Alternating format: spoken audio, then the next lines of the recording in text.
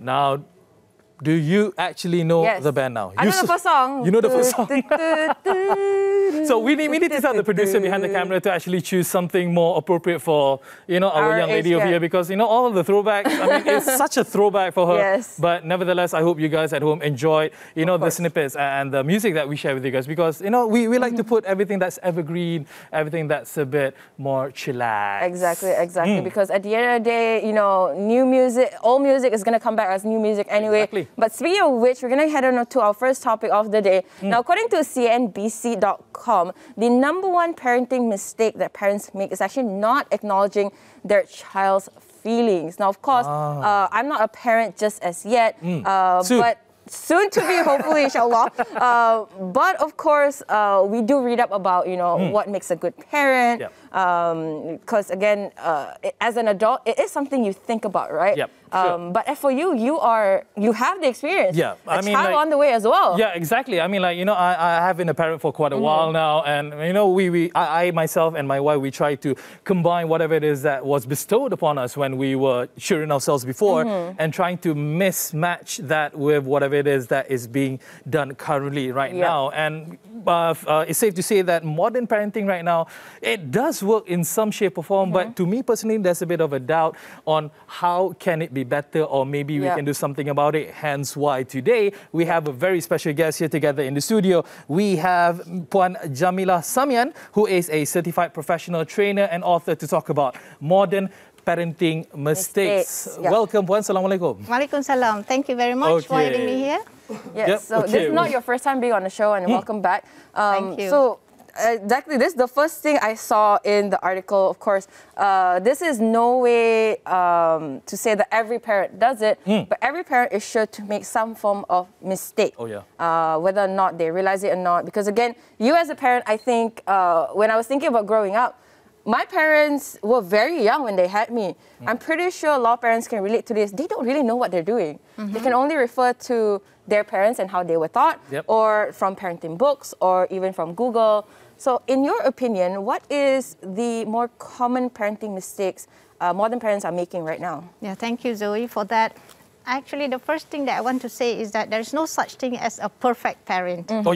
Every parent, they will make mistakes, or some people prefer to call it learning experience as you go along. Being politically correct, I guess. So there's no such thing as being totally 100% prepared to become a parent. So you learn as you go along, because there's so many parameters. When you raise a child, the child's temperament, the child's gender, as well as your personal upbringing, as you have personally discovered, Zoe. A parent's way or a style of raising children is very much colored by his or her history, right? So this is a very common scenario where parents think that just because I'm okay and therefore I'm good enough to raise my children. So if you are lucky, if you are fortunate to have been raised by parents who know a bit more or have raised you in a more positive way, then you would pass on that strategy or that style of parenting to your children. But for those children, we know that there are children who have been abused. Notwithstanding the fact that parents who abuse the children, for example, they actually have good intentions, but they didn't even realize that they are using abusive words or even physical abuse to raise the children right. One question I do want to ask you, Puan, is that, when you look at how parenting works nowadays, because again, when you talk about parenting now, you have a lot of input, especially from Western countries, because we do learn a lot, from psychologists in the United States, in the UK, or even in Australia, saying that there's only so much that you can do, versus how, I myself have experienced when I was a kid, but when corporal punishment was the way to go. Granted, my father did not knock my head off, off my body, for sure, with limitations, but those things can never be replicated right now, at least the ones that I experienced in. So obviously the Western culture or the Western side of thinking of parenting has influenced us Malaysians quite huge, isn't it? Yes, that's very true. I believe that when you raise a child, it's so important to have your values. And within those boundaries of your values, then you need to decide which one works and which doesn't for you. But nevertheless, having said that, it's true, MEOR. What you say that there are a lot of countries, especially in the West European countries, it's totally banned to mete out physical punishment. Yeah. You know, you're not supposed to beat a child because it's so easy to have good and pure intentions to discipline a child by using physical punishment, thinking that this child is going to learn from it. But, you know, to lose it, to lose your emotional balance, you get so emotional that you could very well end up beating the child black and blue. There are alternative ways, and it has been proven that, you know, by talking to the child, but having consequences, because you see, when you, and this is one of the parenting mistakes, when you become overly emotional, you lose your rationality to the extent that focus shifts on from disciplining the child to your outburst. See? So yes, there are real dangers there. Having said that, we don't want to go to the extreme of being so nice and you know, pleasant, because one of the most important things when you raise children is setting boundaries and limits to children. You're definitely taking notes here, right? Yeah, definitely. No, but I coming back to it, I think whenever I think about my childhood, now as an adult, even amongst my friends, I mean, we joke around so much now that, you know, for me personally, whenever I hear the belt, and my dad would do a specific move to the belt, he would do like pop, pop, yeah, the pop pop sound. So when I was growing up, that automatically meant to me I did something bad, and ergo I need to be ready for the punishment. Of course, he did not hit me severely bad, no, nothing like that. No, nothing really, anything to be concerned about. But that was growing up in the 90s to the early 2000s, right? For the parents who are still wanting to do or still practice like corporal punishment, as you say, perhaps not in such a level where, you know, they use the tali pinggang or they don't use hang wires. I can name all of the items. Sleeper, feather duster, rotan, you name it. Yeah, everything, you know. I was black and blue as a kid. I was blue at one point. So. Yeah, but to the parents who want to still, who are still practicing corporal punishment, maybe in the form of pinching or lasting or, you know, things like that, that's smaller in scale. What would your advice be, and what should they be alert about when they are in that emotional state, as you say? Yeah, personally, I'm not into such physical punishment because when we have strategies, you know, you realize that there are ways that you can instill. Children misbehave. I mean, let's go back to why children misbehave in the first place. Number one, it's very rare that a child misbehaves because he or she wants to upset the parents. Sometimes it's because of tiredness for younger children. You know, they act out, and we call these pseudo-discipline problems. It's not really disciplinary problems, but they just lose it. They just get overwhelmed, just too tired, or just plain hungry. And at other times, you know, when you think that that's the only thing that works, what kind of lesson are you sending? You know, when you hit a child, what do you teach that child? But it's so much better when you put consequences. For instance, I just learned about this 1, 2, 3 magic, where you use the counting strategy, you know, and because of the fair consequence, then the child learns quickly and it's gentle. I believe that it is possible to raise children through gentle ways, but firm, right? That counting thing actually works. I mean, I do that counting thing, okay? Whenever I want to talk to my daughter, I was like, okay, Nana, if you don't do this, I'm going to count to 5, 5, 4, and she would straight away do it. Without knowing what's going to happen after I count to 1. I don't even know what's going to happen after that. But I just want to ask you also a point, bribing. Bribery, right? Bribery, because like whenever you want to reward your child, I mean, for instance, like, you know, you clean up your room, you're going to get this. You get A's in school, you're going to get this. Yeah, in the modern world, we call it that, but you know, we call it ourselves, we call it incentives, I guess, when we want to train our children for them to make sure they do that thing. Is that something that can be done, properly done? What do you think? It depends on how it is done. Some parents call it bribing, some parents call it incentive, some parents call it motivation and encouragement. If you were to do it in small doses, I guess that's okay. But it has got to be unexpected. That means I'm not expecting, I'm not doing this because I'm getting this. Yeah. Yeah. So, because the problem with that is sometimes the bribe, the expectations on the bribe, it has to get bigger and bigger. It's just like, okay, I'm tired of this. I need something more than this. So, because what we are talking about is external motivation, we want to move it to internal motivation. External motivation, like the bribe, when the child is small, maybe you want to give something, you know, not necessarily something physical. A smile, for instance, is a form of reward, and good words is also a reward. So the child feels good inside, right? I personally would rather go for this kind of rewards. You know, a good word, you have done that very well, for instance. I like the lines of the artwork, you know, to motivate the child. And over time, the child doesn't really need this kind of external motivation. It's just the doing of good deeds that make him or her feel so good that internally, the child has already internalized this habit of doing good. So that's the idea when you raise children, from external motivation to internal motivation. Interesting. What an interesting concept. But I still remember, I do agree, I still remember my late grandma, when I was very, very young, I think I was about 7 as well. She told me, I haven't gotten it, by the way, rest in peace, my grandma.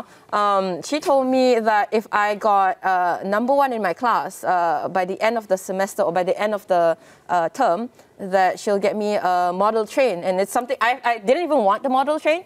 I've never desired a model train, but because there was a reward at the end of my hard work, I felt more motivated to do that, right? But at the same time, like you said, this could also be, it's a double-edged sword. Yes. So a child can also feel like, I should only do good to get good rewards. Yes. In your advice, at what age or how can parents use this technique to until when? Yeah, until when can parents actually use this technique to train their child or kind of to instill this need to do better in life? Yeah. As I mentioned earlier, it's got to be in small doses. I think if you want to do it, maybe for younger children, but for older children, they have got to see and experience the bigger meaning of doing things. Right? So sometimes you don't even have to tell them, if you do this, I'm going to do that. You know, for instance, if they did well in the exams, or they have been doing something that is out of the ordinary, maybe you want to bring them out for a special meal. And they get it. You know, they do get it, although you don't say it.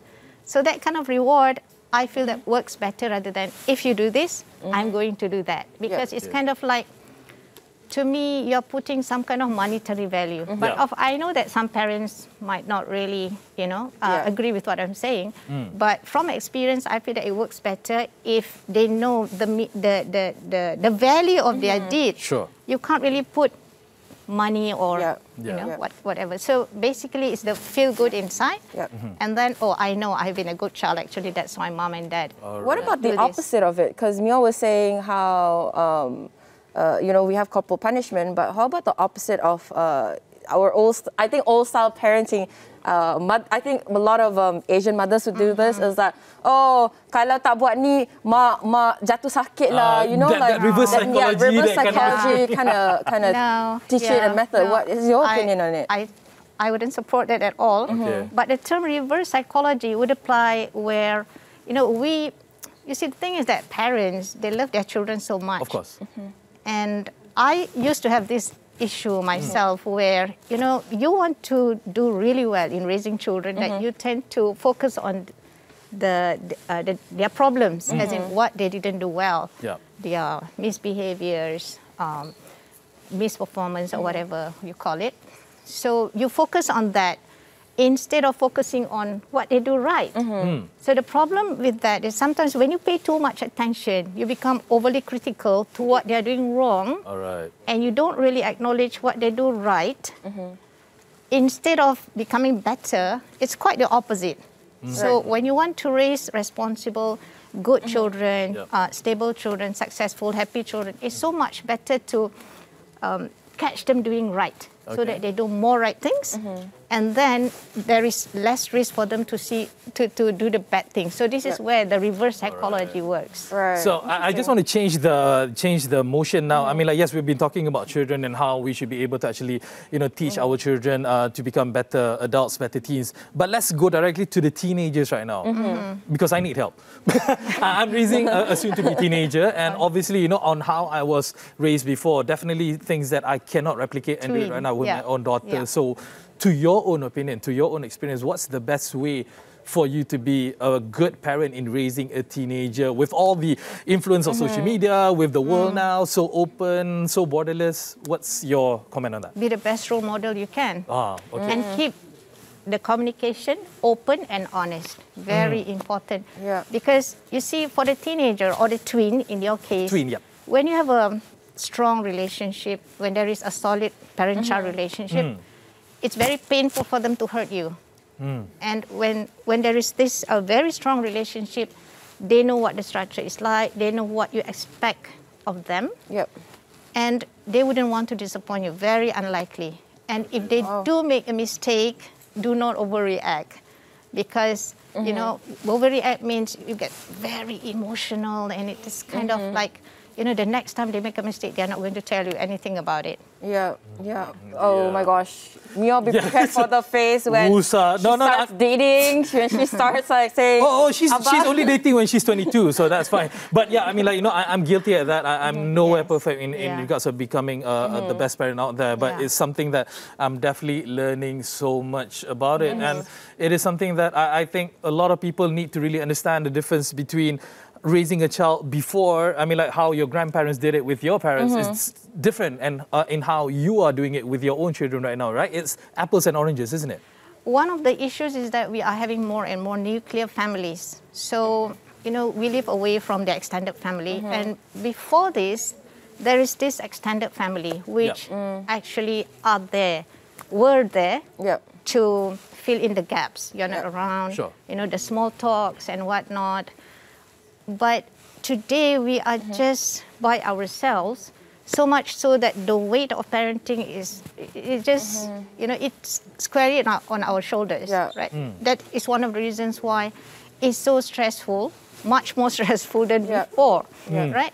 So there are many, many ways to, of course, that deserves another discussion altogether, how to have that positive relationship, how to become better being a dad, being a mom. And since you're a dad, I need to share something. It's so important for dads to have positive relationships with your daughters as well as their sons, because some dads think, this is a girl, belongs to her mom. Not at all. No, she's my baby. I mean, like, daddy's little girl is always saja declared. I haven't met the daughter, but seeing how he always talks about the daughter, always posts on his stories, I feel connected to the daughter, and I'm like, I feel like a big sister in a way, right? Even though virtually. Virtually, I feel like, I support in whatever she does. So we've covered the baby stage, the child stage, tween. What about adulting, because we still have, at the end of the day, our parents are our parents. No matter our age, how old we get, we still have parents, and our parents will always be there. At what point should the parents start treating their kids as an adult? Should they, at what pivotal moment in their child's life, should they come and sit and realize that my child is an adult? I should treat them as an adult. I should not baby them anymore. I should not criticize, if they haven't gotten married, if they haven't got a proper job. When should they stop that and just be like, hey, I'm an adult, you're an adult, let's have a conversation? The maturing process is different, from boys and girls, from one person to another. So we need to be sensitive to that. Some kids mature faster than others. But it's a very gradual process. So rather than having one moment, okay, this is it, you're up to, you're already, it's up to you how you want to lead your life. It's very gradual. And one day, if you have been laying the foundation right, having a positive relationship and disciplining them, in a way that works for that particular child, then it should not be much of an issue of adulting process, because when a child feels he or she is trusted, then over time, he or she will be more confident Yeah. to lead his or her own life. It's about leading that confidence. Wow. Yeah. All right. Thank you so much, Puan Jamilah Samian, certified professional trainer and author, for sharing with us, your experience as well as your opinions in regards of becoming a better parent. A perfect parent doesn't exist, but at least a better parent. Thank you. Zoe learned a lot today. Yes, definitely. Definitely something, I'll be applying to my future kids. But again, thank you so much for coming back on the show. Yeah.